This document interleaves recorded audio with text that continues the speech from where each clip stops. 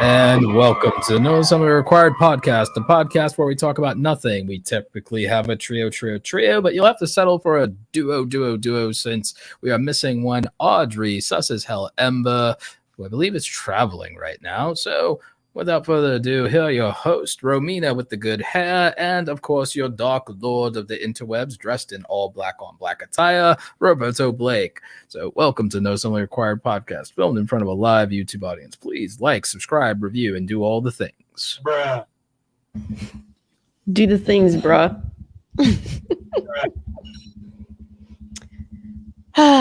Audrey has abandoned us once again.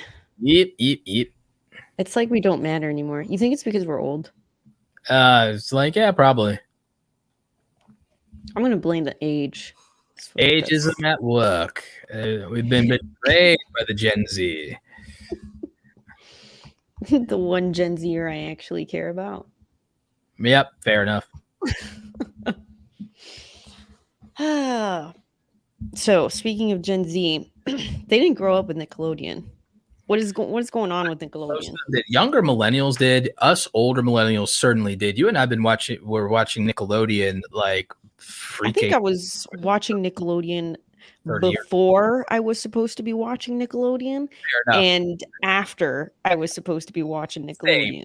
Same. Straight up. The same. And in my case, I also watched it along with all of my younger siblings. And so right. Yeah. I mean, you have an excuse, right? But watch it like today, like, because when I was a kid, I was also watching Nick at Night. So I was watching oldie sitcoms when I was a child. When I was a child, my favorite show, we were like, what's your favorite show? It's like, oh, I really like I Love Lucy. I really love like the Munsters. I Love Lucy, Dick Van Dyke, Brady Bunch was a thing. Andy Griffith Show. But I was also in love with like Mary Tyler Moore. Man. Straight up cold. Smile. Take a nothing day and suddenly make it all seem worthwhile. Well, it's you and you should know it. Yeah, I mean, it was my jam, right? It's like, I know the whole thing. See, it's like, love is all around, no need to waste it. You can have the town, why don't you take it? You're gonna make it after all. Yeah, no, I was all about that stuff back in the day, right? So it was like that, Toby Gillis, all this, that Green Acres is the place to be. You know, I was all that. I still might buy a farm. So yeah, that was like my jam back in the day. Nickelodeon, the regular shows, you know, the Nicktoons, Congrats, but also the live action shows, which is what we'll end up talking about. My generation of live action shows. Do you remember these shows when I say them? You Can't Do That on Television, Hey Dude, Clarissa Explains It All, my original crush, Melissa Joan Hart, Salute Your Shorts. You remember these shows, right? Yeah. Pete and Pete. Oh my God. Dun, dun, dun. Yeah. Ellen, everybody's, she's a friend and a girl, but not a girlfriend. Like, yeah, that conversation. Ellen, like the adventures of Pete and Pete. And then actually, I ended up having a crush on Michelle Trachtenberg, who I've actually once or twice gotten to respond to me on Instagram, who is mad dope. And she played Nona F. Mecklenburg in Pete and Pete when Little Pete became the main character. So like much later in the series and everything like that, before it eventually abruptly came to an end. But I remember even when Pete and Pete was just shorts on Nickelodeon and not like actual, even a formal like show. And it was kind of like these also in between commercial type things. I mean, this is like vintage Nickelodeon. Oh, and Are You Afraid of the Dark? That was like back then, no scandals ever back then, right? Yeah, if Audrey didn't want to hang out with us before, she's definitely going to hang out with us now. Right. We're aging ourselves. Nostalgia trip, man. But yeah, like, oh my God, these were my shows, right? These were my shows. And these were responsible for all of my like childhood crushes. These were like, you know, and then in real life, like, it was like partly the girls that I would like would be the ones probably closest related to a lot of these characters. Like probably, like if I think about it, if I really think about it, I'm like, oh yeah, that's like, so is this whole thing, right? But the reason I'm bringing it up is because Gen Z and younger millennials might have a crisis of conscience and faith here, because a lot of their favorite, you know, actors and actresses are coming out against Nickelodeon and the shows that they were part of.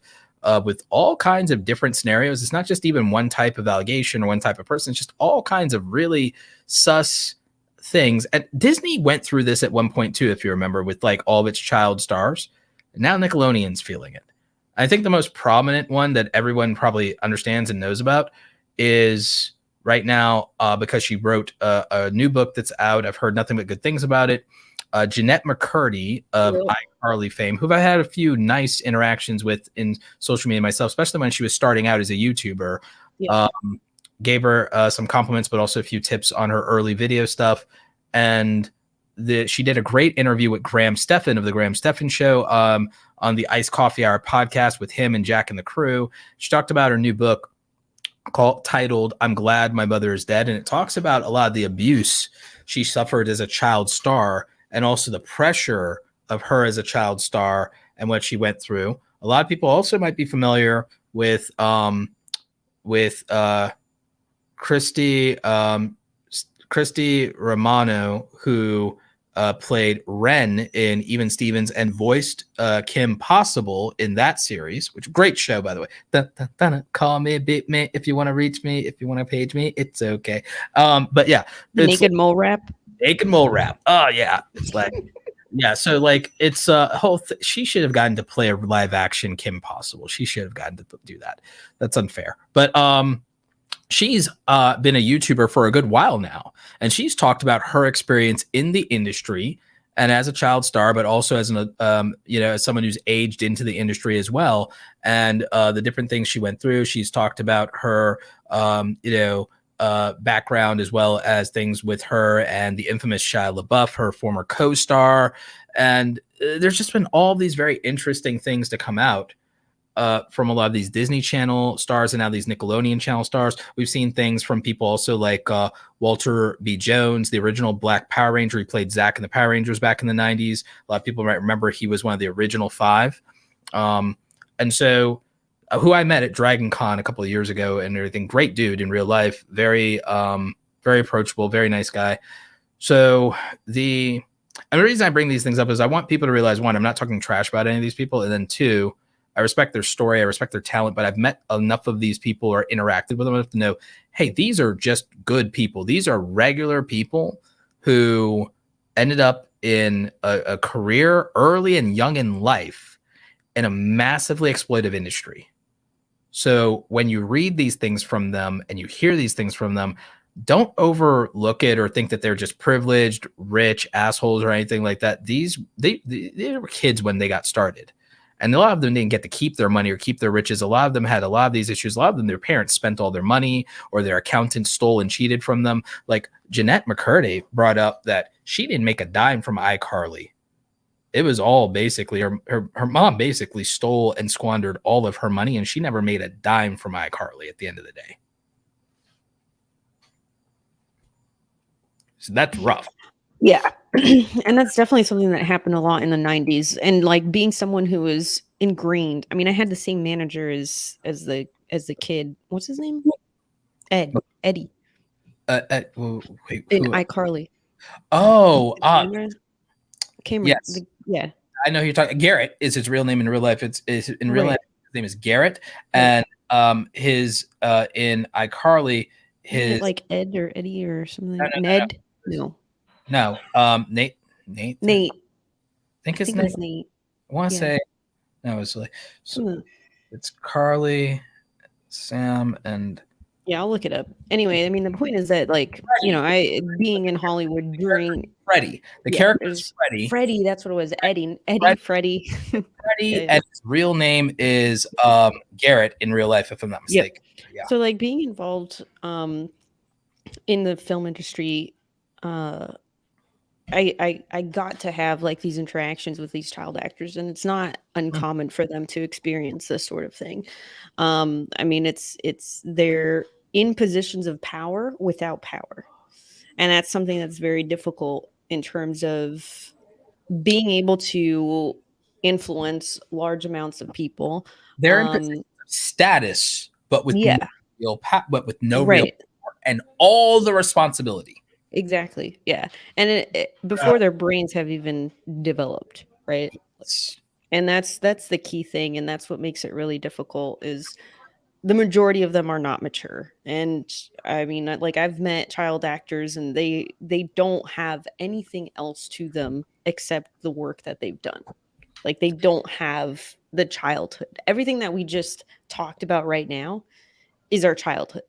Wouldn't And you they say don't have that. millennials today don't have that either? Because millennials today don't have that, and they don't have interests that exist outside of these social media applications even today. And they actually all grow up aspiring to be entertainers now. They all demand and insist on being entertainers. It's actually accessible to them to where they have the opportunity to try, and whether they make it or not, they can squander their entire childhood trying to accomplish it only to not succeed. And they don't have much of anything else. You don't have people like, they don't have hobbies that exist outside of a screen anymore. Who has hobbies that exist outside of a screen anymore? Like, kids don't aspire to have martial arts trophies. They want YouTube play buttons. They don't aspire to be chess or fencing champions. They want to be YouTubers now. If they want, and if they want to do these other things, they only want to do these things to have something to post to YouTube. Mm-hmm. But wouldn't you say, like, I mean, I feel like that's a whole other discussion. Like, I guess what I was getting at was more so that they didn't really have a childhood in terms of doing stuff that was like for fun. Yes. Like their work was fun. But they were doing work, right? Yeah. And it's about the money, and it's definitely about the status. Yep. And there's something that goes to say that the parents are involved and the parents are managing essentially what is their life, right? And the parents are getting most of the value. Right. And so, I mean, we have like child actors have rights and stuff because of like you have to have like a Coogan account, which is like there's a certain amount of money that can't be touched until the child actor is either they legally are separated from their parents or they are 18. Right? It's like it's like a small amount. It's like 15%, right? It's a small amount, yeah. In comparison, when I think that most people don't understand how much money these people can actually make. Yeah, no, it's I would give you a primary example. Let's say that you got to a place in your contract to where you were doing like $1 million contract. You were doing 10 episodes of a series. You're doing $100K an episode. This is a really good contract for somebody very young. It may not sound like a lot, but it is, or it might sound like a lot, but not as much as you think. Now, keep in mind, yes, this money is going to be taxed, blah, blah, blah, blah, blah. So there's a good percentage of it that goes to the government. It gets taxed. And you are not a W-2, so you're paying self-employment tax on top of that.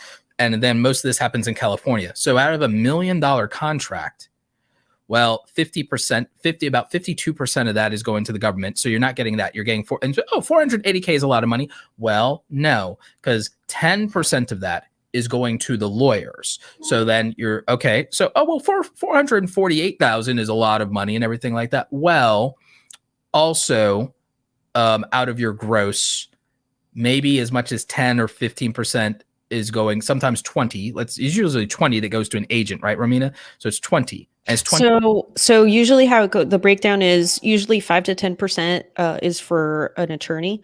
Mm-hmm. Usually they go to like 5% because like these attorneys are usually dealing with like $1 million contracts. So like 5% is like a lot of money. A lot of money. But yeah, between 5 to 10%. We're talking, yeah. Agents are 10%. And managers are usually 15 to 20%. Right. Okay. So like already out of the gross, you're down to $250,000 all of a sudden. You're down to $250,000. Now, out of that $250,000 that's left over, because the Coogan account thing is not on, you don't have to give a percentage of the gross, you give a percentage of the net.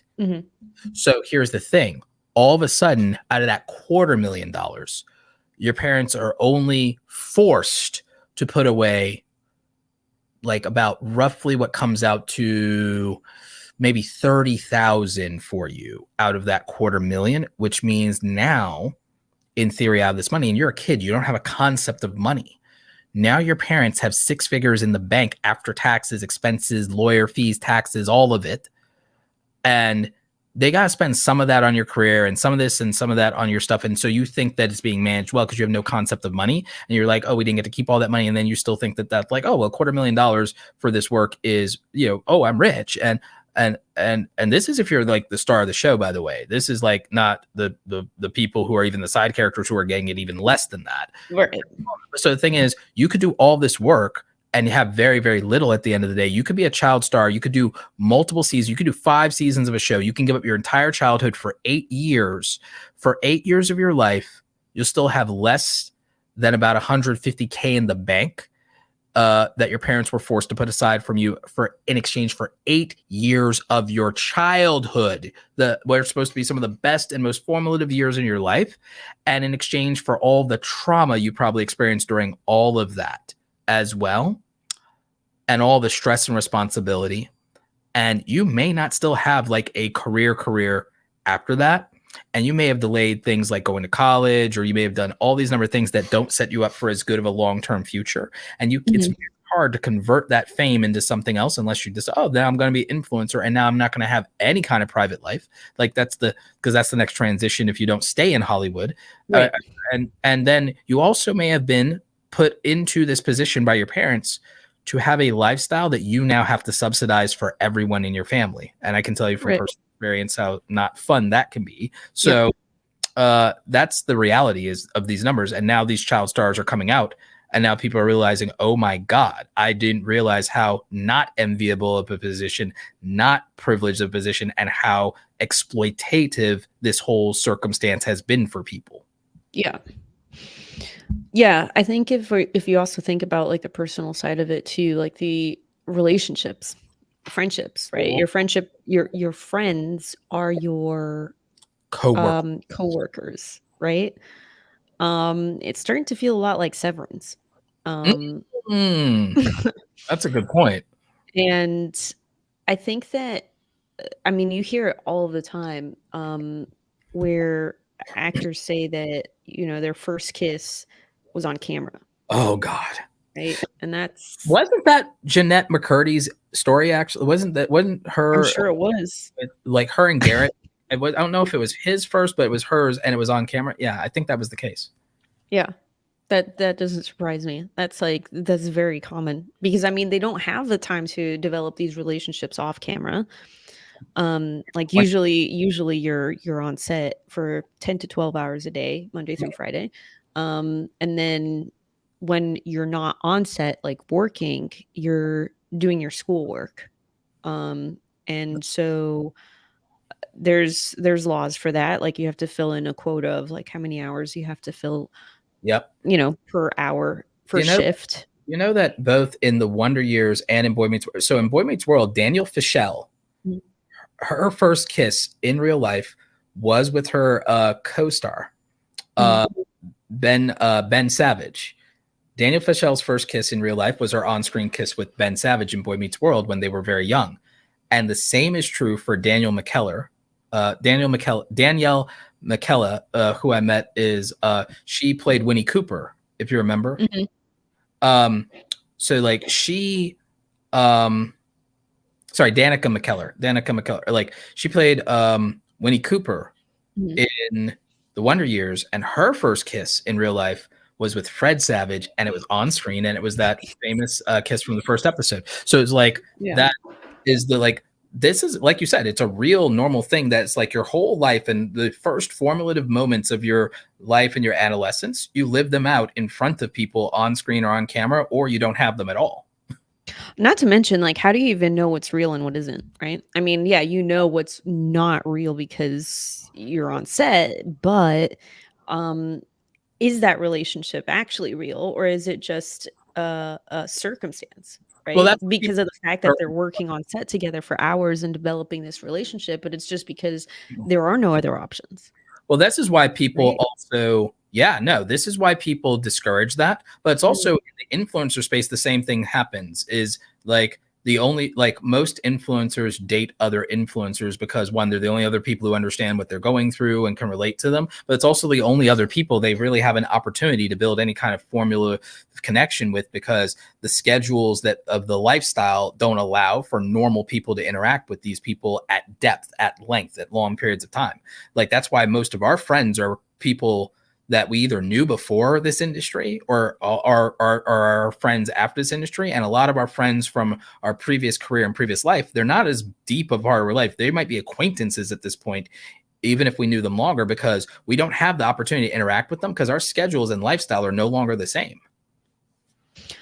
Right. Yeah. And that's also like the huge influence on why so many of these couples like break up. It's just because, I mean, being being a filmmaker is not easy in terms of having a schedule. Like, you can't really have a life unless you get to a point where you're like, you know, Julia Roberts, where you can afford to do one movie every like 6 years, Or right? you built an ancillary business where so many people generate money under you that Yeah. you have a more of a passive income lifestyle of some kind. Right. That you don't have to work. Right. You don't have to be on set. Whether it's of active or a passive business, it doesn't require your participation to maintain your lifestyle, and you can work infrequently.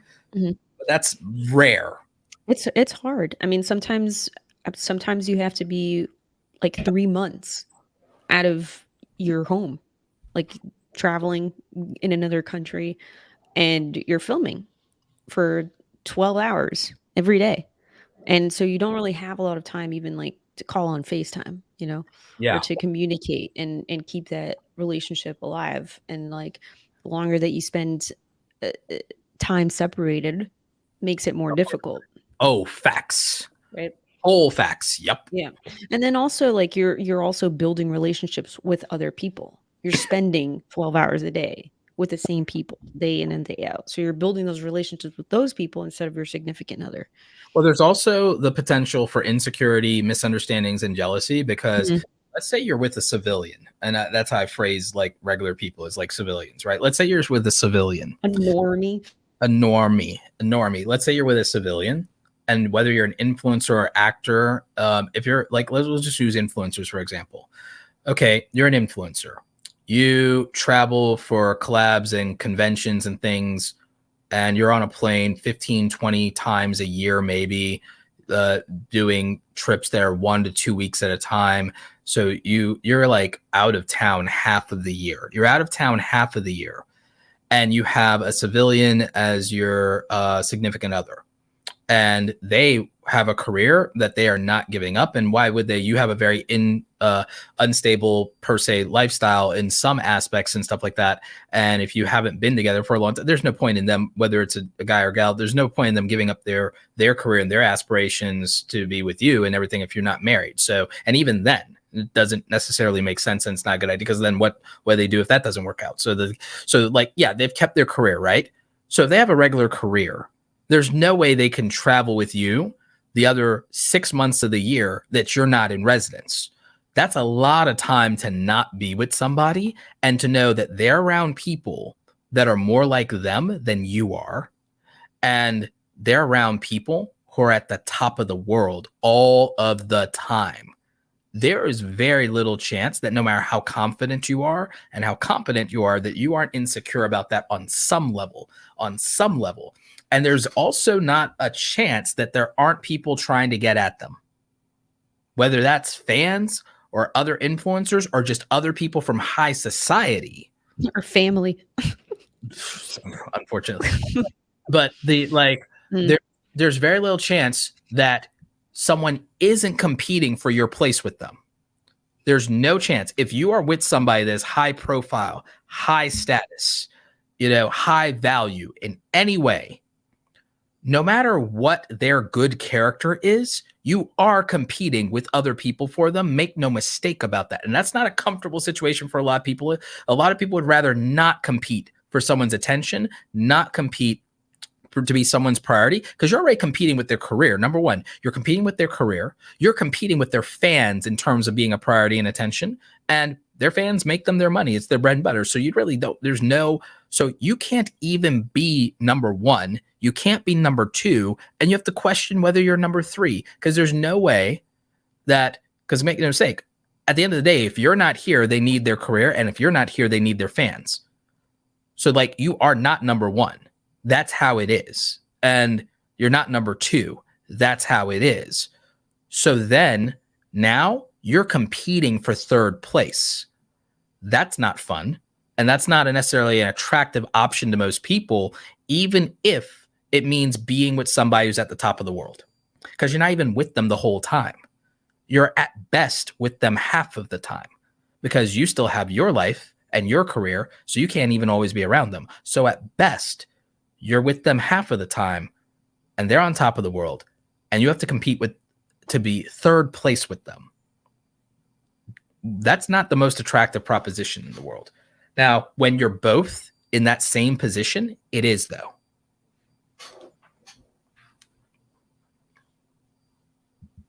Facts. I mean, did I say any lies? Did I tell any lies? No. It's not relatable for most people. Most people, because again, yeah, most people aren't going to understand that. I mean, it's also very nuanced too. Yeah, it's just like a lot of stuff. Like, feelings are complicated. Yeah, but let's look at our previous lives. Regular people, like, look, when we worked regular jobs, our job was not number one, even though it was paying our bills, because we didn't love it. It was not even a regular job, a regular career. It wasn't something we were in love with, commit, and we didn't build it as much with our own two hands, so to speak. We walked into an appliance. We walked into somebody's business, someone's thing. It's not something we built. That's different. When you are an influencer or a celebrity, you built that. You built a brand, so it's yours. And so, yes, it's your thing. So it's your number one. And then two, the people that allow you to have that in terms of your audience is your number two. And that's how it is. A regular person, their career and the customers and things associated with that, there's no way in hell that's their number one. So you can be someone's number one or number two if you're a civilian. If it's civilians, they can be each other's number one and number two.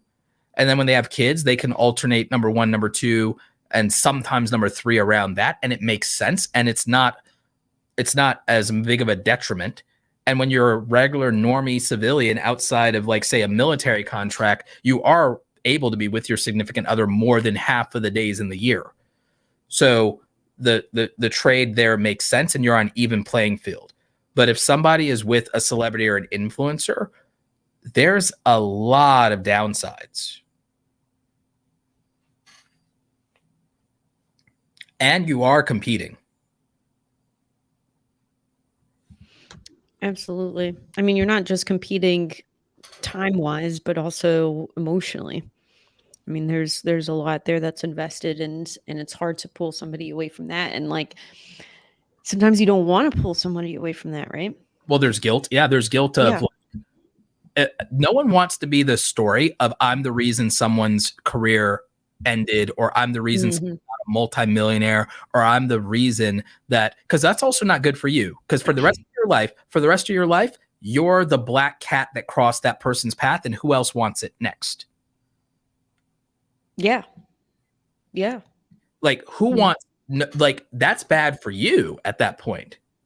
You know, like, if you're the person that becomes, by the way, this is also why some celebrity parents don't want to control their kid's career, because they don't want to be the person who screwed up the gravy train and have that be for the rest of their life hanging over their head, and they can't live that down, you know? So sometimes they let their 16, 17-year-old run their own career and run amok, because it's like, hey, you built that brand. You're the one who went viral. You're the one who got famous. I don't know jack. I was making minimum wage, or I was making the median income, or I was middle class. You're the one who became a millionaire. I don't know jack, apparently. The fact that I raised you and I'm your parent and everything, I'm not an expert at anything. So it's like, it's very hard. And there's pressure on parents sometimes even to say, who am I to tell my genius millionaire child what to do? And then if I do and it goes sideways, that's on me. I screwed it up. How am I going to live with that? And how am I going to how are they ever going to face me? And how am I ever going to ask for any kind of forgiveness if I screw up where they didn't? It's better for it not to be on me. So I'm out. That's like, so I'm out because I don't know anything. What do I know? Because that's a lot of pressure. There's a lot of insecurity in knowing that your child surpassed you. So there's that. And then if you're a partner or a spouse, there's a lot of insecurity of, I do not want to be the person who has to own that I destroyed your career or screwed up your career or made a bad decision that cost you millions of dollars, because I can't make you whole on that. Yeah. So there's guilt and fear and anxiety about, I don't want to be involved, or I don't want you to lose anything because of me, because that will be the story of me for the rest of my life. And that will become my brand identity, is I am the person who cost you millions. Or that I held you back. Or held you back. And no one wants to be on page 6 for the wrong reason. Yeah, I think you bring up a good point too, is there's, I mean, going back to like the child actor thing, I think that there are parents who will go the furthest length to have their child be featured on a show or a movie. And they can do it for so many different reasons. Like maybe the kid really does like it, you know, and they're actually just trying to support them. Or maybe they just really want the money, or they just like the status. Which Matt McCurdy's mother, and the reason she wrote this tell-all book is because her mother put the entire financial responsibility of the family on her when she was about 9 years old. Yeah. And it put her in some that happens a lot. Mm-hmm. That happens a lot. And it's and there's also like I think too, like not just about the money or the status, but also failings in their own lives. So there's a lot of parents who maybe were in the film industry when they were younger, and they didn't make it. And so now they're trying to live their life, the life that they didn't accomplish, vicariously through their kids, through their child.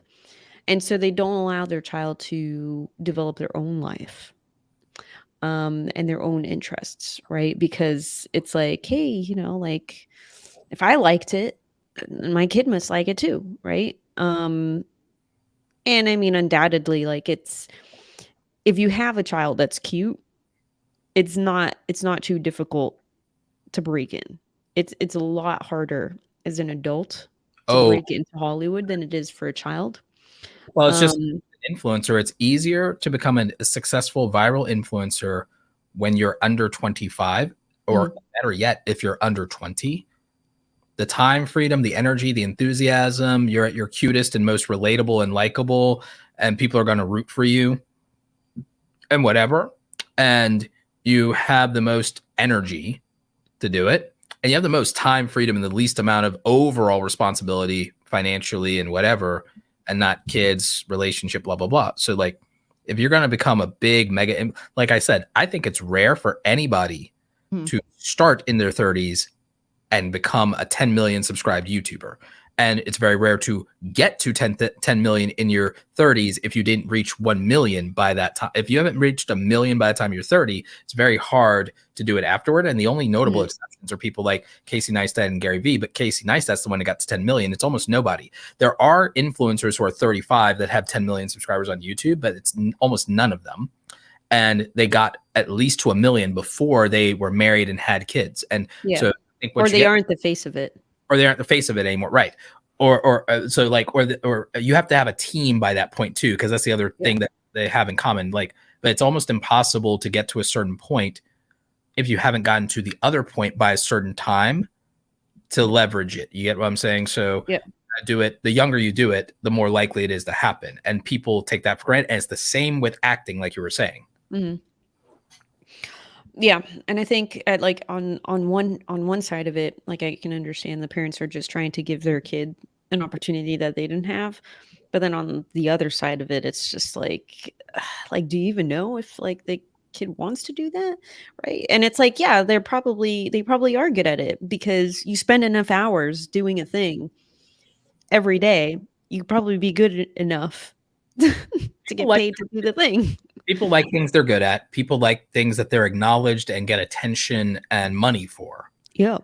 But then I think a lot of what happens is, see, kids grow out of things and that's not fun anymore. But then I think a lot of them get pressured to keep going, or even if they aren't being externally pressured, they feel a responsibility to keep going because they know that this is what's giving the family the lifestyle. This is what's doing the thing. So they keep going. This is what's been giving them attention. Yeah. But also what then when they get Mm. past the, oh, I want attention because I'm a kid, and they become a teenager, they start realizing, oh, this is how we pay our bills. Right. And even if they don't like it anymore, even if they're not encouraged to keep going, they keep wanting to keep going. And that happens to a lot of the Disney kids. That happened to Macaulay Culkin back in the day. Mm. And it certainly happened to Jeanette McCurdy, but it happens to all types of people in that situation. And I've even seen it happen with YouTubers where the kids outgrow the family vlogs, but the parents keep making them keep going because it's making the money. And it's like, hey, this is how we have always lived since you were a kid. And are you really going to just like end this thing here? Like, and so they go along with it and they don't want to. And you also see that there's a lot of big family vloggers who have been canceled when it's been proven they exploited their kids. Yeah. Daddy of Five comes to mind, if you remember that debacle. Oh, I remember it. I was there for that show. So Robert Henry Poet in the chat says it takes a lot of wisdom to raise a child in the direction that they should go. Hopefully, a parent with a successful child will be supportive and mature in situations like that. That's incredibly optimistic, and I congratulate you for viewing the world with such a lovely perspective. But I feel like most people are not like that, I especially. don't know about that. I think I listen. I'm just saying from what well, I've seen. most think people maybe not. I think most traditional people are like that. I don't know about that. I don't know about that. I mean, I'm not going to generalize, Yeah. but I think that if we're talking specifically about child actors, and let's not even say like child, how about child prodigies Well, I think that as well, right? right. You know who I'm looking at when as an example? Zendaya and her parents. Right. And her parents. Now, granted, she's an anomaly. You could argue she's an anomaly. Mhm. But Zendaya, and not just Zendaya, actually, now that I think about it, Zendaya and her parents, but also Selena Gomez's parents. Mhm. I'd actually say that when you look at, all right, so when you look at these, a lot of these child actors, and you look especially the Disney kids, do you know what I've noticed is a pattern? And again, might be a little slightly controversial, but I've noticed a pattern. Mm. The Disney kids that grew up with minority or immigrant parents, again, Roberto's like rant of, oh, here's like, immigrant, yeah, like, Roberto is pro-immigrant rant, right? But like the parents that were like immigrants or minorities grounded their children a lot more, if you notice, and their kids had a lot less scandals because they understood the concept of consequences more. They understood the concept of consequences even more, and they didn't let their kids forget where they came from. And they also were in a position to where Zendaya's parents talk about this all the time. They said, we are always good to go back to just being teachers. We are always good to get out of this whenever you're done. Like, we good. You do not have to do anything you don't want to. You are able to keep all of your boundaries. You are able to keep all of your values. You never have to say yes to anything, because if you need to say no to something, or you need to say no to all of it, we are out and we are good with that. Most people, their parents are not going to want to stop the gravy train, but just letting your kids know that it's okay to walk away and say no and set boundaries and not make compromises for your career is power, and it's empowerment. And there's very few parents that are willing to do that. But I do feel like parents who come from certain backgrounds do it more consistently in this industry than others. And Disney kids, the pattern is there's a difference between when you look at Selena Gomez's career, Twyla Pat's career, when you look at Keke Palmer's career, when you look at Raven Simone's career, when you look at Selena Gomez's career. And then when you compare that to, say, Miley Cyrus, and Timberlake, Britney Spears, Justin Bieber, look at the difference. Yeah. I think there is something to say about that. I think more than anything, the common thread is having parents who were there, because it's very easy when you for the right reasons. Right. But it's very easy for parents to kind of disappear because, like, you leave your kid on set and it's kind of like they're in school. They're not in school, because it's not the same structure. And then there's a lot of people who are working on set, and then it's kind of like you have like a babysitter, like you have multiple babysitters like all the time. So you don't really need to be there, The interest of but the child, or are they acting in the interest of the company? right. But that's the thing, is that it's kind of, it becomes easy to kind of excuse yourself and just be like, oh, well, I'm just going to go to the store, or I'm just going to leave. I'm just going to go to the mall for like a few hours while you do this one scene. Right? Because it's like, okay, they have enough people who are guarding them and enough people who are around to make sure that they don't run into a wall, right? And like hurt themselves. And it's like, okay, well, you know, the most basic needs of like the child isn't alone, Yeah. right? But The not all basic, company is good company, the right? basic things they have to do to Yeah. avoid liability. Right. Yeah, exactly. The things they do to avoid liability, which I don't feel is like the same thing as actually protecting kids. You Right. know? But then that divorces the parents from having to be there. Exactly. And that's in the best interest of the companies, because then anything that's not strictly illegal but is still exploitative is on the table now. Yep. And the thing is, with all these people, there's allegedly acting in the best interest of your kid around, you're led to believe that nothing bad can happen. But then why does it? And then why do so many things happen?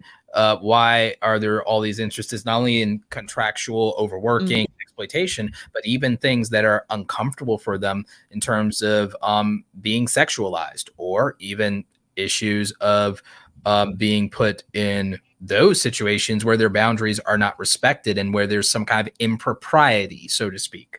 Yeah. Right? I mean, it doesn't even have to go as far as that, you know? I mean, that's like an easy kind of straw man argument for that, right? But it could be even as like basic as being uncomfortable. Well, yeah, that's what I mean. That's what Like even holding hands or just sitting close to someone or just like having to say a certain line exactly like can be uncomfortable for people. Well, Daniela Monet from Victorious actually put out something to Page Six and to Insider about Dan Schneider, who Dan Schneider is a legend in the industry, but he has a lot of very unflattering things that people have said about them, and he has a lot of things that are very, very sus, very, very sketch. I'm not making any allegations or saying anything, but I'm saying if you go and you look at the things people have said, the people who've come out, the people who've worked with him, it's massively uncomfortable. And there are little Easter eggs in a lot of his shows and things that he's produced that are very uncomfortable to watch when you have full context as them as an adult and when you know what to look for. And, there's a lot of things where Monet and others have said that they felt very sexualized, especially for their age, in a lot of scenes. And there were things that, she didn't like or didn't want to do, but and a lot of these shows were very PC and very silly, but yet there's some very awkward, uncomfortable things. Like there was a scene where a character ate a pickle while applying lip gloss. Like that's highly inappropriate and very sexualized and everything like that for portraying high schoolers. That's ridiculous. That's too much, And again, there's all kinds of weird things in the Schneiderverse. I don't want to say Schneiderverse. And that people think that that's Schneider from WB, which is different from Warner Brothers and DC. But like Dan Schneider in the Dan Schneiderverse, there's like you just like the way I say Schneider, right? Yeah, it was funny. But there's but like in things like iCarly and Zoe 101 and Victorious, there's all of these things that if you are looking for them are massively inappropriate. Hypersexualization of young people, which I'm very adamant against. Having I'm of an older generation, I've seen the escalation long over the years, and I have younger siblings, especially I have 2 younger sisters, and so I've just seen this, and it's massively uncomfortable. And I'm constantly thinking about having kids, and I'm like, how I'm going to have to literally isolate them from everything. Apparently, how do we create a safe environment? I'm going to have to build a safe space. I'm going to have to not just safe, an appropriate environment. I'm going to building an environment where they're not the victims of any type of impropriety or something unsavory is going to be massively challenging, because it means I have to limit their exposure to all media. I have to vet that. And here's the thing though, But I think that's also being a parent, because even with as not bad as it was in the 80s and 90s, to be honest with you, my parents did an excellent job, particularly my mother, and my dad followed her lead on a lot of these things. Yeah. But the thing is, my parents did have me like exposed to like maybe like films that you would say, well, okay, you're exposed to that, but it's like, but I didn't care as a kid. Like as a kid, there's not really some negative consequence to watching Terminator or The Godfather, to be honest with you. It doesn't do anything to you. And it's too sophisticated to really leave any type of impression besides, ooh, explosions. Or, ooh. You know what the difference is? I feel like it's that when you watch stuff like, for example, like Zoe 101 or iCarly, right? Lizzie McGuire. It's behavior. You're watching a show that is meant to be relatable. And it's meant to be a show that the viewer, who is presumably a child, will see themselves in. Yes. And it's supposed to be as close to everyday life, even outside of like the fantastical elements of like Wizards of Waverly Place or Hannah Montana. It's still very much a, hey, I'm a regular kid just like you, right? But with a twist. Right. But then when they do stuff that's not appropriate, then it's like, then that behavioral instinct kicks in where it's like, oh, well, should I be doing that too? Right. My parents were very good about making sure that, because I was one of those kids who would repeat every line from television and movies and would act out scenes, you know? So my parents, knowing that, were very careful. Again, my mom mostly. It was mostly my mom that was on the ball with this stuff, and she spent the most time with me. But again, it was very, and when my dad would screw up on this and everything, she would read him the riot act, and it's great. But it was very important for my mom that I know what is and isn't appropriate to repeat, practice, and parrot and mimic and differentiate real life from fantasy. And again, I'm a kid, an ADHD, very active imagination, very energetic, very hyper, like more like I had so much more energy and stamina when I was a kid compared to now. As much as people think I hustle and I'm out there now, it's like, now imagine me as a child with ADHD and access to sugar. Like now, so there's that, right? And all the energy and all the time in the world. Right. So thank God I love books, right? Because that helped. That helped a lot. Oh yeah, no, 100%. That helped a lot. But think about it. So all of a sudden, it's like, no, you can't make traps like Kevin in Home Alone. People will get hurt or die. So you can't do that, kid. Okay, cool. No, you can't say that. It's a bad word or it's inappropriate. So you can't mimic the adult movies in that way. Okay, I understand. That's okay. Cool. Like, hey, this is like a bad touch. Don't let anybody do this to you. It's like, okay. It's like, once you explain things to me and why, I'm good. I'm like, okay, you told me what it is and you told me why, because why? Okay, I'm good. We don't have a real cultural society where parents do a lot of this and where they don't aggressively filter what. Well, now it's even less, right? Now it's even less. Encourage their kids like, hey, okay to watch this, not okay to watch this, and about it being, and again, there being a punishment, but also I will be disappointed in you if you do this, so don't do it. And instilling the relationship where people care about disappointing their parents. There were things where I would not do things that my mom didn't want me to do because she'd be disappointed in me. I wouldn't do things my dad didn't want me to do because then I was going to get the belt. So, or he was going to yell at me. So it's one of the two. So I'm like, I don't want mom to be disappointed or to raise her voice to me. I don't want dad to yell at me or to get the belt. So I'm like, again, military brat. So and this is a different time. Y'all whining about capital punishment and abuse and everything. It's a different time. We were better off. We were better off because we actually had boundaries, and y'all have suffered the consequences of 20 years of children being undisciplined. And like, you're welcome for how that turned out. You're welcome to how that turned out. If y'all think that this is such a horrible thing, there are people who took it too far, but it's not. Yeah. No, I had house slippers thrown at me. No, some people. Out there were other kids, they remember what getting cut a switch is. Go cut me a switch. They remember what that is. I didn't have that. I didn't have that, but it was the belt. Go get my belt. It's like, but it was so I think actually this is like a good segue into the other topic, which is talking about social media as well. Oh, agreed. Because it kind of ties in together because we're fact that talking now about like babies right. making I the mean, like who's actually parenting the children? your children are being raised by the Paul brothers. Logan Paul for president. Relevant enough for that anymore. They may not be relevant to me. Who are their kids being raised by now? Because the Pauls aren't. Hey, that's not such a bad thing. One of them might be the president soon.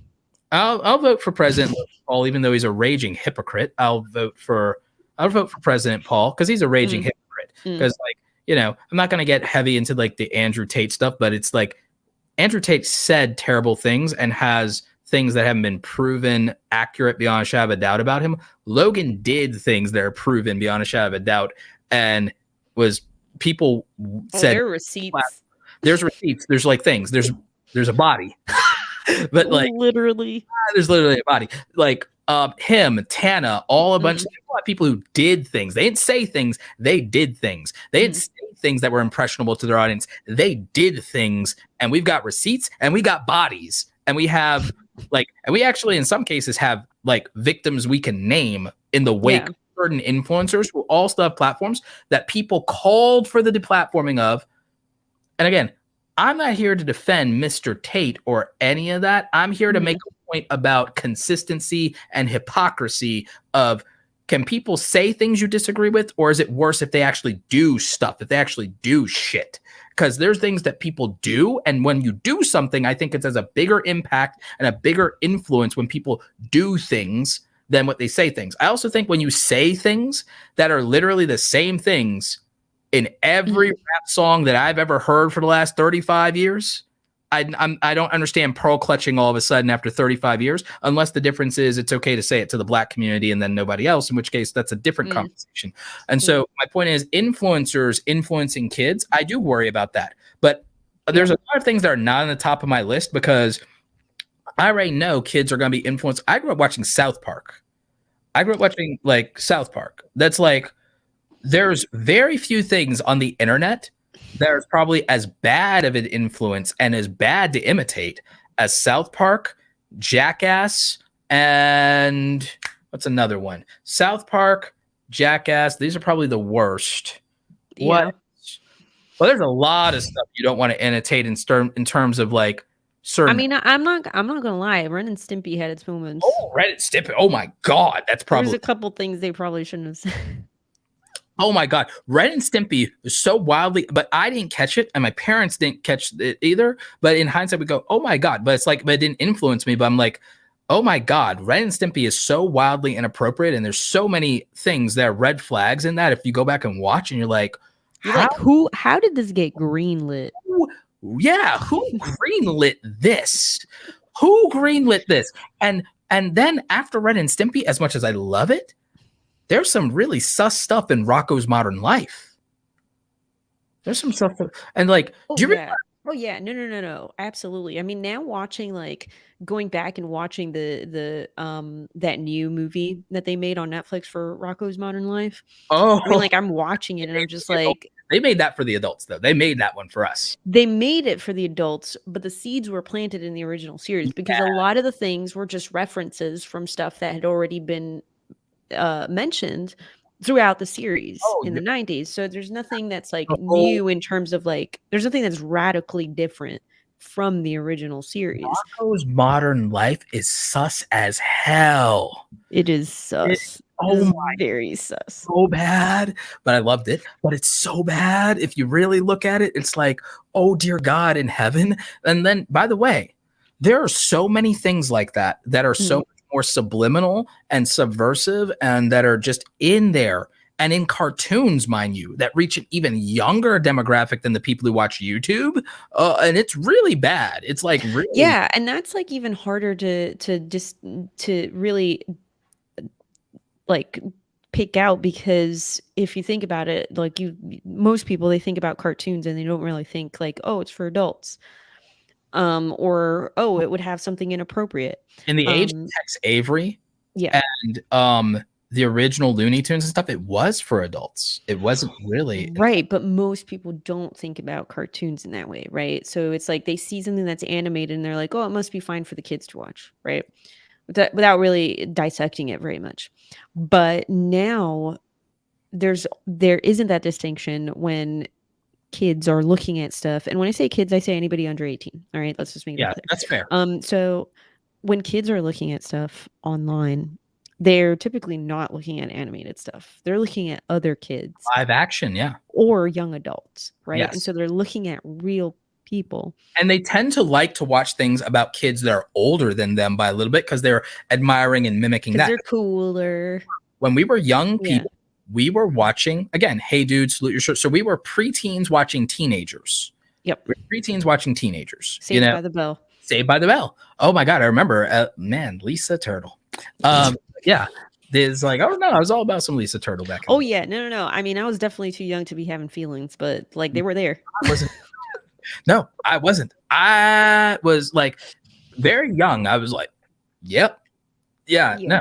I mean, I remember. No, or the French 7 years old. Prince of Bel Air. No, like I remember 6 or 7 years old, and like was it 6 or 7? Maybe it was 7 or 8. It might have been 7. I remember watching Hook, 7 or 8, and falling in love with Julia Roberts. Oh, I think a lot of people fell in love with love with her in the 90s. Yeah, that's how it is. That's like, even as a kid, I'm like, yep. Yeah, that's yeah. For me, it was Brendan Fraser. I don't blame you. That's like facts. In the 90s, yeah, not today. Aw. No shade. Brendan. But like, no shade. We stand. But man, that was peak Brendan back in the 90s. He was everything. Like 100%. He was goals. Like if I was a man, he would be the man I would want to be. Yeah. Brendan Fraser was Heartbreak Kid in the 90s, man. I'm telling you. Yeah. So yeah, no facts. So yeah, I mean, but so okay, so let's go back to kind of the topic, which is having the amount of social media networks that are out now, and there's even more coming out, right? You think like, oh, we've reached the peak, we're done. Like we got Twitter, we got Instagram, we got all, we don't need anymore. We got TikTok, like we're done. But then we got like new platforms that are emerging, right? And so like we have Be Real. Have you seen Be Real? I have. It's like supposed to be for friends, but like I'm over on Vero because I'm a photographer. But people are asking for, random people to add them on Be Real. And so like Be Real is like they send like an alert to your phone and you have to like take a picture real quick. You have like, I don't know how many minutes or something to like take a picture. So it forces you to be real, right? Because you don't have time to like set something up. Yeah, no, it's verified connections only and everything. So I think for the people who are like, I wanted Instagram because of my friends and family, I think that Be Real is trying to be a niche platform for people who want to reject social media from a media perspective and want social to be social again. Yeah. So we have that. And then also the one that you just mentioned, which is Vero. Yep. And so Vero is supposed to be kind of more photocentric, like for photography and stuff like that. Me, and Maddie, we over there. We out there. So I do have a question. Mm-hmm. In terms of, or I have multiple questions actually, because you're on the platform. I'm not on the platform. I'm not on either platform. But so I guess first question is how, in terms of like having the children online, how can we help them to be a part of these platforms or be a part of society, right? Because this is a trend. It is part of their childhood, right? It's like you can't really tell a kid, hey, don't watch Ren and Stimpy, right? I mean, it was just a part of the programming that was on TV. You can absolutely. How, with all these platforms coming out, how do you organize all that, right? First how of all, would you? Because you don't have children, but. So first of all, if I had kids, they're not allowed to be on these social media platforms and have their own account on these social media platforms until they're 13 per the terms of service, because that's a contractually binding legal agreement. And that's the actual respectable thing to do, the same way that they're not allowed to do certain other things before they're of the proper age. And so the thing is, it's something to look forward to with them behaving. And it gives me time to train them to say, hey, when you're 13, you're going to be able to use these accounts. And so I need you to be responsible and I need to keep you safe because your friends are having fun with these things, but these things have some dangers some consequences. And so because in my case, I would have also gave my children martial arts training, they'll understand responsibility and understand the concept of danger and understand the concept of, hey, you've been doing martial arts the same way we taught you how to use your weapons and to use your hands and your feet, and that you're only supposed to do it in certain situations. Social media is a tool, but it can be a weapon too, and you have to use it responsibly. So the same way I taught you woodworking with your knives and how to carve things, and you know that's dangerous and you can cut yourself, social media is the same. So I don't want you to cut yourself. There's ways to do that. Just because it's digital doesn't mean it's less dangerous. So I would teach them the same respect for social media that I would have taught them their carving and woodworking tools for their arts and crafts, taught them not to sniff glue, taught them not to, right. Like so it's about responsibility, and it's about respect, and it's about your other friends. They are just using this and they're having fun, but it's like, but you understand that we respect things in this house. We understand responsibility. And so you have to do this, right? And the platform said, you, so you're going to talk to them. I have a question, Roberto. Are you going to give them a keynote presentation when you do this? I'll make it interesting for them, but I'll also make it training. I'll make it fun, but I'll make it training because I'm like, you have to, because in my house, everything will be You're going to give them a training? Yeah, no, it'll be training in the way that you do martial arts training. It'll be training just like martial arts training. Everything will be training because, like, one, I will raise my children from the discipline of the East and to and around the fundamental principles of respect and responsibility and relationship. And that means that, one, my kids are not going to want to disappoint me as much as they're not going to want to be disciplined by me. I think they will feel worse about disappointing me because they'll actually respect me and like me, and I will be their real best friend because I will be the person who spends the most time with them. I'll be the person who spends the most time with them. I will have given them the best moments of their life up until that point, not their friends, not their teachers, not some social media influencer. What about their mom? Yeah, their mom would be included in that too, but I also am more likely to theoretically, the way my money works, be the stay-at-home priority parent, given that I am more likely to be attracted to somebody who has their own passions and career and somebody that will probably not necessarily maybe be an influencer, but might do something more conventional. Despite what I said, but they would be someone at the top of doing their conventional things. So it's different because they'll be a 1%er in their category per se, most likely. Now, if that's not the case and she's a full stay-at-home mom, then their mom will be heavily involved and might be as much in their life same time. What if she stay at home with her own business? Then she's in the same category as me in a way. She's in the same category as me. Y'all are going to have to come up with a schedule for sharing time. We would, and we'd also do a lot of joint things, but it also would be, there's areas of expertise and things that I'd be doing with them, and then there's things that she'd be doing with them. So we'd figure it all out, and we'd figure it out. What if you get a kid that's a brat? Very unlikely, but what if it happens?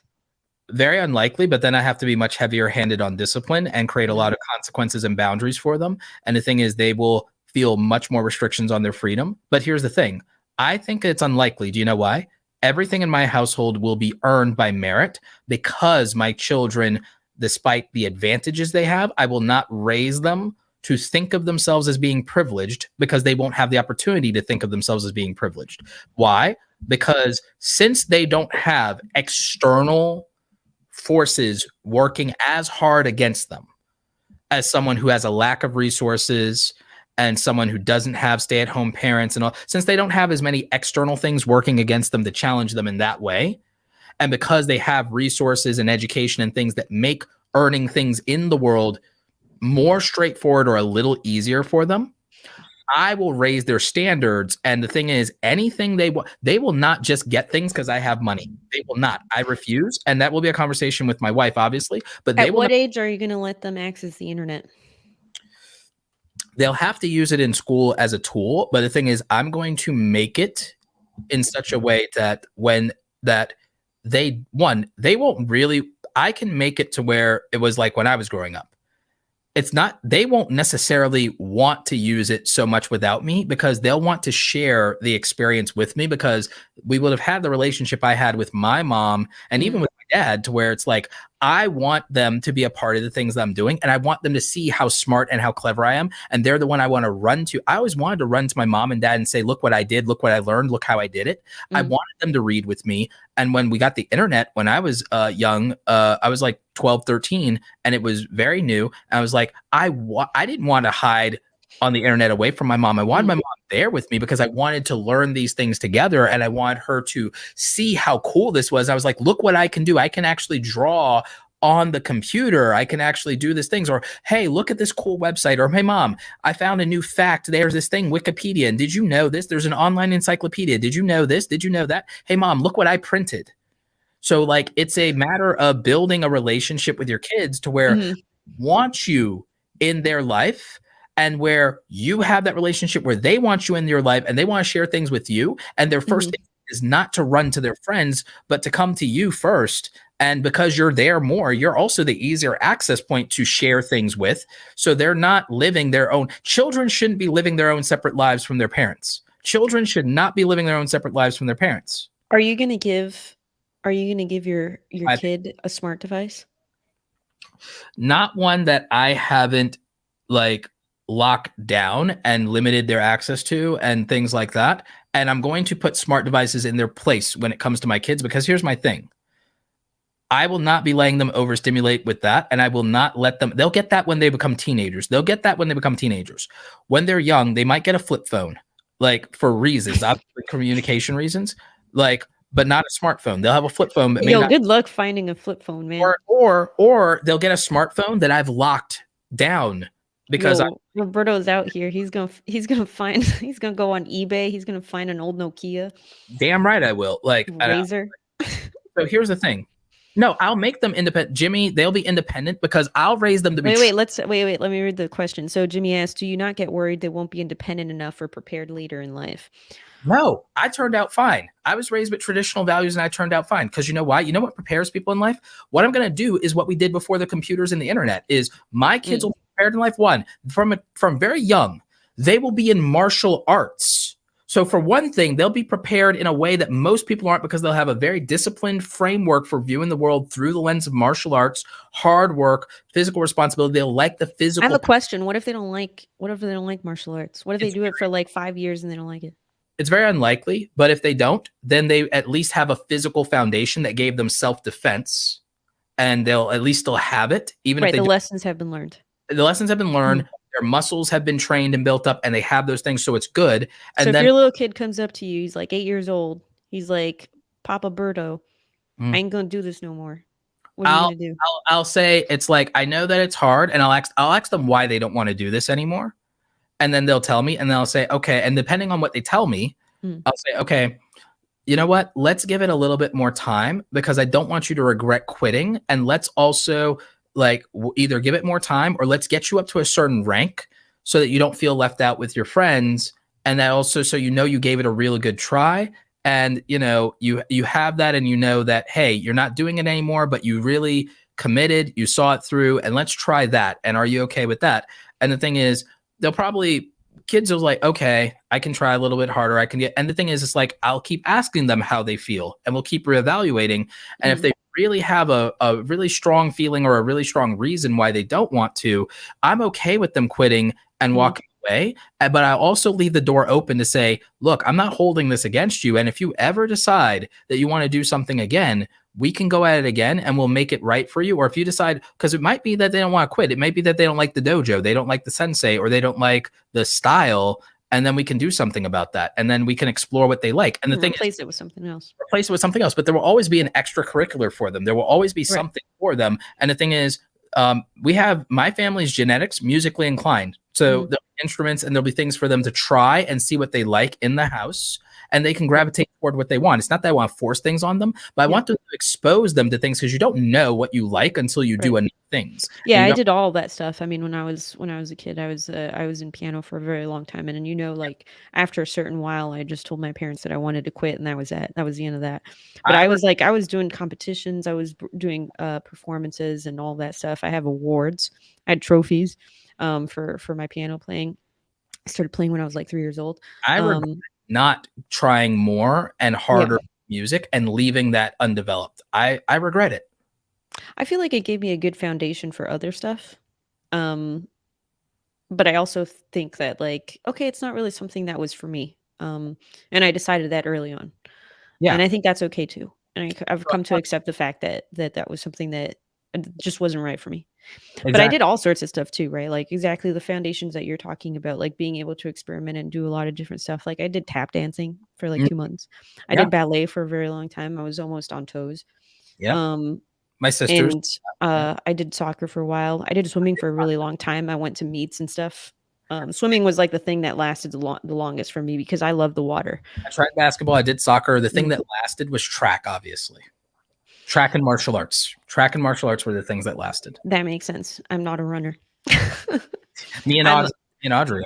Yeah, exactly. I'm not. I'm a water person. I'm like, you throw me in the water and you have to like pull me out. Yeah. You gotta No, I pull me wish out. I developed that more. So I'm an okay swimmer. I'm not a strong swimmer, but I'm gonna work on that Yeah. in my older age now. So like Yeah. So like we're like, it's like we're the same in that. And again, we also have similar backgrounds in a lot of ways. And so for me, it would be that I'd be exposing them to a lot of things and they would be able to have a reason to say what they do and don't like, and they know because they had the chance to experience and try it. So one, that builds a great foundation for preparedness and independence because but the thing is, they don't, there's a certain level of independence children do and don't need. And the thing is, compared to today's kids, they'd be monsters because they would actually be wildly capable. Because the thing is, what you have is you have too many children now that are willful and independent and arrogant, and they have no capabilities. They suck at everything. They can't do anything. They think they're independent, but it's like they can't iron and put together their clothes. They can't do basic things. They can't do basic self-care. They can't do basic hygiene correctly. They can't prepare any meals if they need to. They don't know how to deal with any type of emergency whatsoever. They don't know how to keep themselves as safe as possible. They have no framework for any of these things. They have no framework. I think there has to be like a slow introduction into these things that are distractions or things that are detrimental to our mental health, right? Like social media.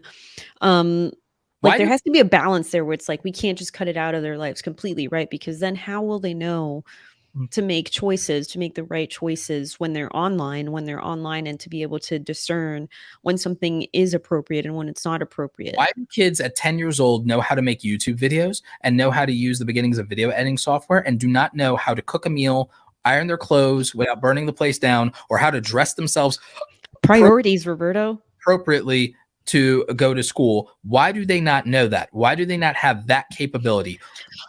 Priorities.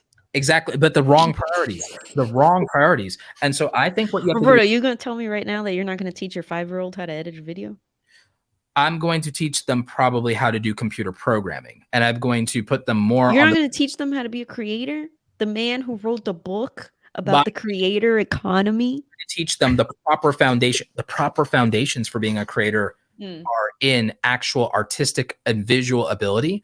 So my kids will do traditional arts when they're young. Social media can come into their life later, because by the time social media comes into their life, they'll actually have crap worth putting on the internet. Because my kids will have crap worth putting on the internet. Because my kids will either be martial artists or gymnasts or horseback riders, or they will have actually learned photography properly and have the ability to talk about something instead of saying, oh, just watch me play video games or watch me just live my best life or whatever. No, they will actually be able to talk about something worth talking about. They will be able to say, I'm a martial artist, I'm a ballerina, I'm a hip hop dancer, I'm a horseback equestrian, I am a photographer, I'm 13 years old and I'm going to coding boot camp for the first time, or I'm going to science camp for the first time, or hey, I've won the science fair, check out my experiments. I want to be go to NASA one day. They will have something, because here's the thing, what we have an abundance of on the internet that pisses me off is we have people who are crying about not getting attention and they're not doing anything that's worth any attention.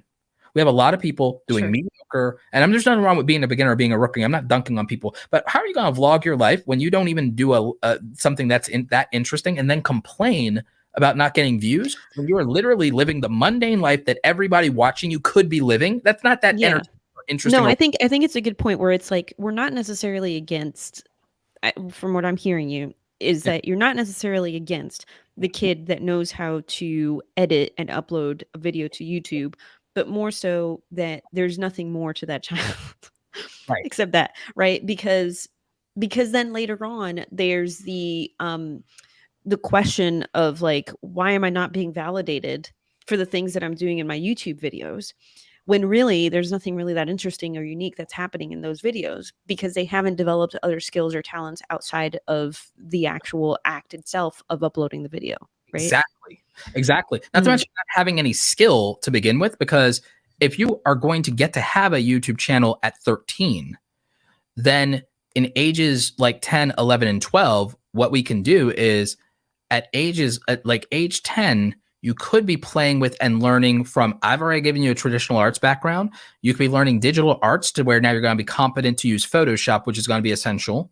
So that's going to help you and give you an advantage over everyone else your age. If you know Photoshop, you're going to have an advantage in life.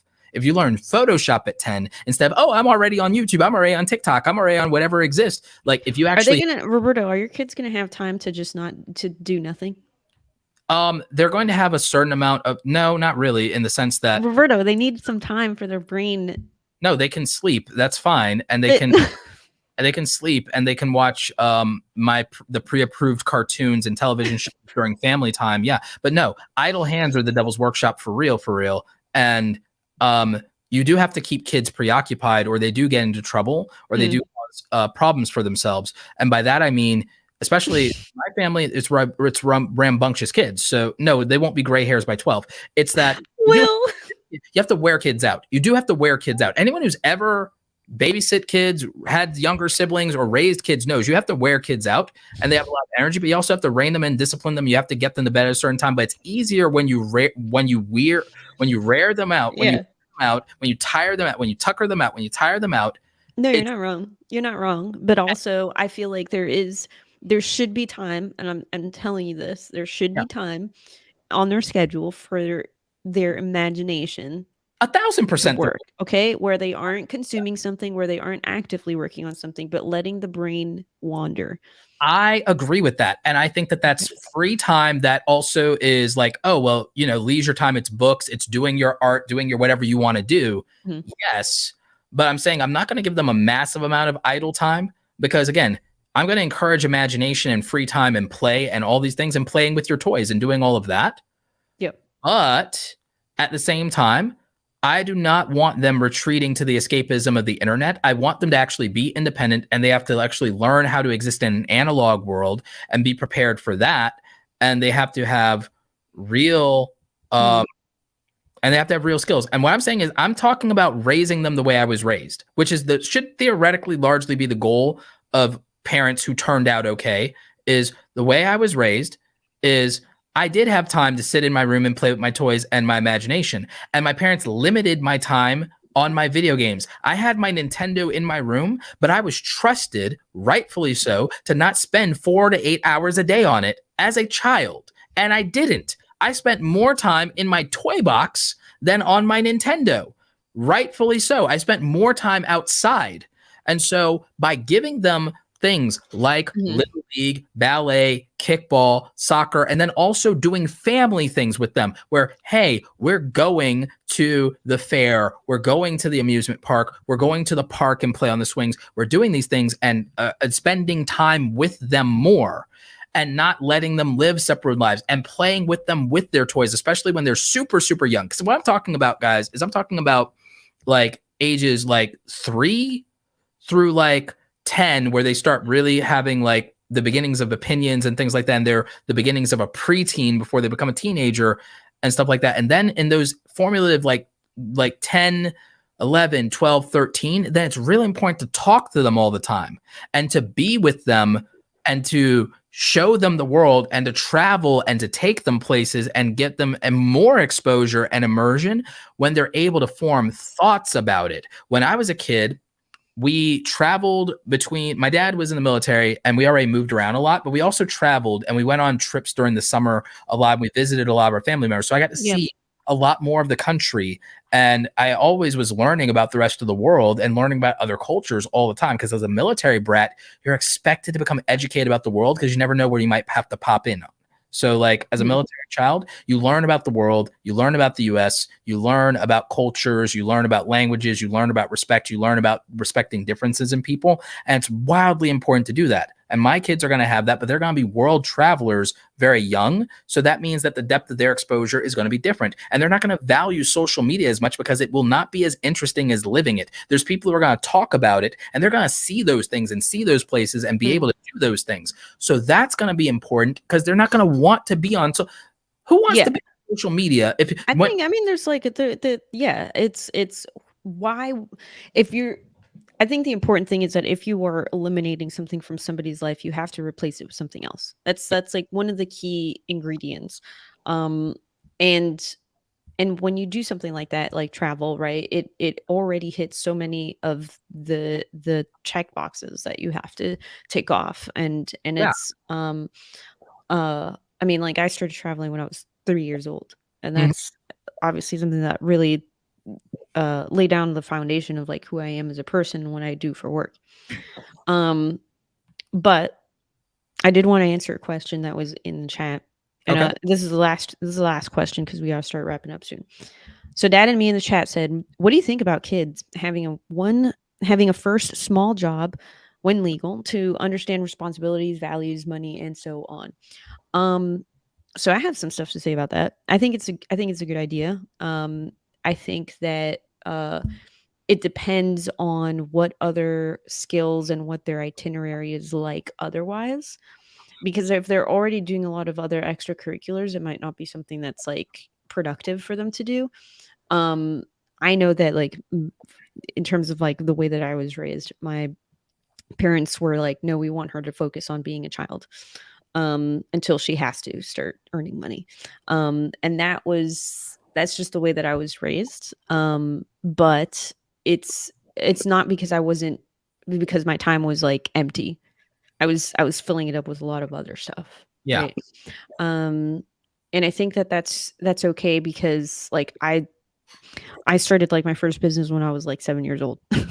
So it's like it's not that I wasn't working in terms of like exercising my brain and coming up with ways to like real world applications, right? Things that that I could apply as an adult and eventually like feed my entrepreneurial spirit, right?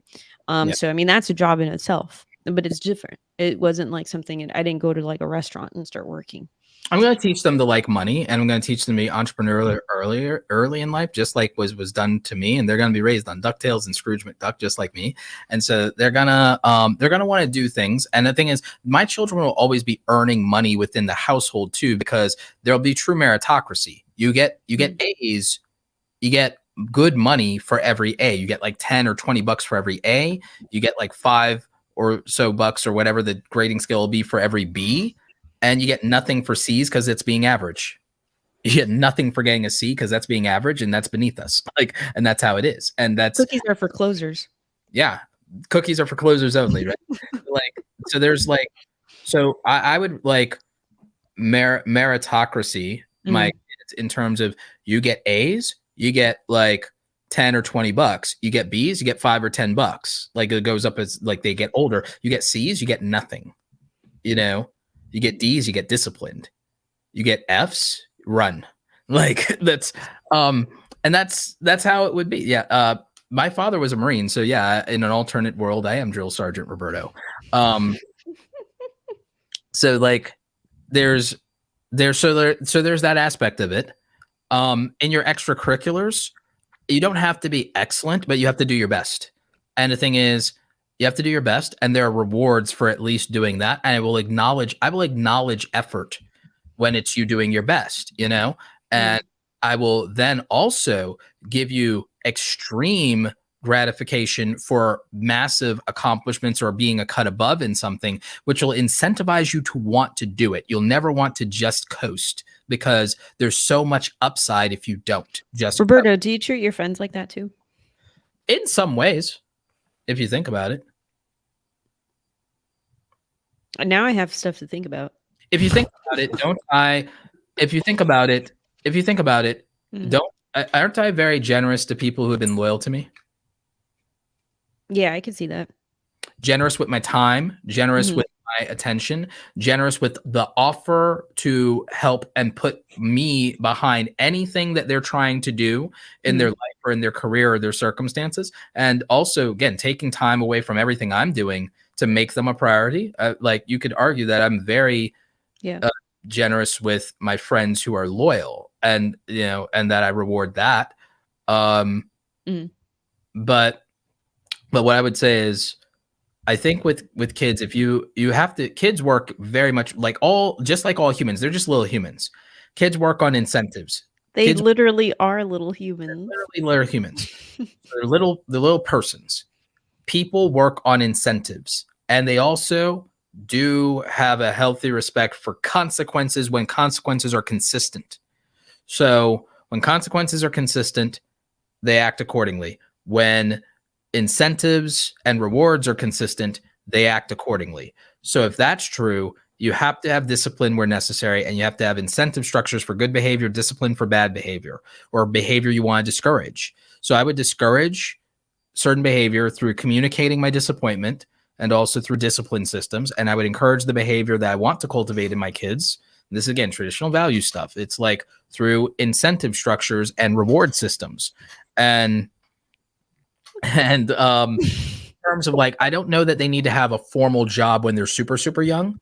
I would like them to do a traditional job in their teenage years to get a taste for it. I don't need them to do that throughout their life. And I'm like, oh, you need to see what it's like to be a working man or working woman. You need to see what it's like to do dirty jobs. Like, I don't think that's necessary, because the meritocracy of not letting my kids be privileged will come from the fact that we'll have done analog things and earned hard work from, again, if my kids are doing like woodworking and my kids and I are going camping, they understand merit and they understand working for and earning things, because we have to confront the analog world to accomplish the things that we're doing, and they'll understand that, knowing how to change tires and oil, like they can do hands-on, quote unquote, dirty work by just living a more analog life. And by us doing traditional analog things and for caring for animals and pets and doing these things, and they'll learn and they'll understand, because they're being responsible for the things that they have. Other people are not maintaining their things. They're doing it, and they're building things, and my kids will be building things and handcrafts. So they'll understand hard work. They'll understand sweat. They'll understand labor, but they won't have to do it from the perspective of trading that for a little bit of money. They will be doing it from the perspective of understanding its own reward, because they want the outcome that the labor produced for themselves and the value that they got from themselves from their own labor. So they'll understand that aspect, and they'll have a healthy relationship with labor instead of a toxic one.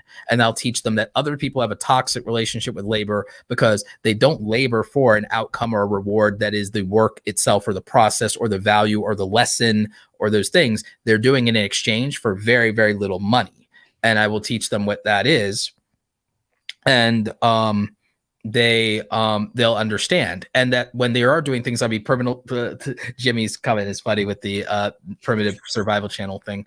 Roberto's kids are going to be the next primitive survival channel. But the thing is, it would be the fact that they could be, in the sense of they will be equipped to deal with a world where they even though they will their whole life will have lived with abundance, it won't occur to them that much, because the thing is, they wouldn't be reliant on it. They wouldn't be any of these spoiled kids that don't know what to do if they don't have money to throw at a problem, because my kids will be resourceful enough to be able to work without resources, because I will teach them how to operate in an analog world and in the natural order. And it's not that I won't give them digital skills. It's that the foundation of their digital skills will only be an extension of their analog skills that came from my background, my traditional values, with learning how to do basic self-care and self-maintenance and do things and do chores and do hand work and handcrafts and respecting making things with your hands, woodworking, painting, sculpting, woodworking, painting, sculpting, and drawing.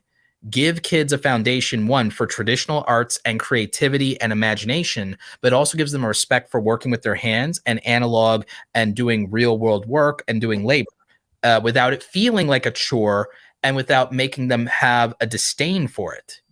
That's the key. They won't have a disdain for it because they'll enjoy the process, and they'll enjoy they made something, and they'll enjoy being praised for making something, and then having it be put on the shelf in the house or put on the end table or on the refrigerator, just like me, just like I grew up with, like my drawings on the fridge, my sculptings on the table, and like my paintings being somewhere hung up in the house or in my room. They'll have that. So my woodworkings from when I was in the Boy Scouts being in my room and being on a shelf somewhere in a place of honor. Like they'll care about those things because they'll be praised for them, and because they'll enjoy the process, and because we would have shared the journey together, and it'll be a memory that they have of doing something with their parents, and they'll love that. And I think that that'll matter to them. And as they get older, it's not that they're gonna like just ditch that because, oh, my friends or whatever, because like it's once you ingrain that much of it in them, it's very hard to separate and parse. It'll be a part of their daily life, even with the other relationships that they form outside of the parental units. And they'll have standards that also help them with their judgment with regard to friends. They'll have standards because of their family, and they won't want to be around unproductive, uneducated, unmotivated people, which will eliminate a lot of problems because they just won't have things in common with those people, and therefore they won't have the patience for it. And they would rather maybe do things with not only the family, but also the other high level people that we bring around. And the thing is, when other kids come around, when people come, when I was a kid, and you know what? People loved my family so much because their kids became better behaved the more time they spent around us, because they had to meet my standards, where they had like the family standards I had, where they have to be polite, they have to say please and thank you, they have to hold open doors, they have to pull out chairs. So the thing is that people love sending their kids to my house to play because they came back more disciplined, and they came back more well behaved, and they came back more appropriate, whereas there's other places they go to and they come back worse. So people always wanted to come to my, and like cousins always got sent to us for the summer because they come back better, and they get better grades and stuff like that. So we would Camp Roberto, if you want to get your kids straight, you gotta that's how we would do it. That's how we would do it. And the thing is, it means that the kids, like, since there's the same standard, the kids around my kids and friends would, and the thing is, they'd want to, because I would also reward these other children for good behavior and cultivate good behavior in them, because they're also not going to want their friends, my kids, to be then out of, hey, I know that if you don't do what you're like, meet the standards or whatever, that you're not going to get the thing your parents promised you, or your rewards, or the extra money, or the extra trip, or the whatever. And I don't want that. And then also they're going to want to maybe benefit from those things and go along. So they're going to encourage the good behavior because it's in their self-interest, because, well, if my friend does well, then they get to throw a party or a trip and all of their friends get to come. And I want to be a good friend. I want to be someone their parents approve of. So I have to behave to be someone their parents approve of so I can be part of that. And I also have to make sure that, you know, you don't want them. Yeah. They're not going to want to feel left out. Exactly. And you know what? I got to make sure that, little Roberto III makes his parents. Yeah, I got to make sure little Roberto III makes his parents happy. I got to make sure he makes his parents happy, and they passes the test or do the thing. I help him pass, because if they pass, then the party happens. If the party happens, we get to go to it. So, Roberto, are you going to have a junior? I'm the second. I'm already the second. So it's like, so there'll be a Roberto Blake III. That ideally. Right, we're going to wrap up. God but willing. I got one more question in the chat. We're going to take the last question because it's irrelevant. Jimmy is dying to know, are you warm wearing that leather cap? Not with the level of air conditioning. And then with these lights, the lights bounce. These lights bounce off of the wall. They're not aimed at me, so it actually doesn't do anything. Right on. There you have it, Jimmy. All of your life's questions have just been answered.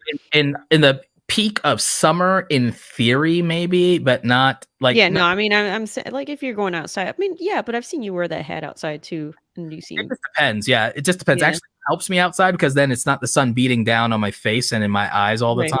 So it's actually really helpful in a lot of ways. So it just, it just depends. And there's other hats I have, but I like the leather one too, and it's clutch and it looks good, and it's like, Yeah, so. I like my cloth, good old baseball caps. Yeah. All right. Yeah. Can you take us out, Roberto? I can't hear the AC because I have a good microphone, but yeah, like the AC is running right now. It's like really nice. So yeah, I can take us out. Thank you for listening to the No Assembly Required podcast, a podcast where we talk about nothing and throw shade at Gen Z and TikTok. Tune in next week when Audrey Ember will hopefully be rejoining our merry band here. In the meantime, this has been your duo of host, Romina with the good hair, and Roberto, the Dark Lord of the interwebs with the good hat. And we will catch you next week, Thursday, 7 p.m. Eastern Standard Time. Until next time, everybody.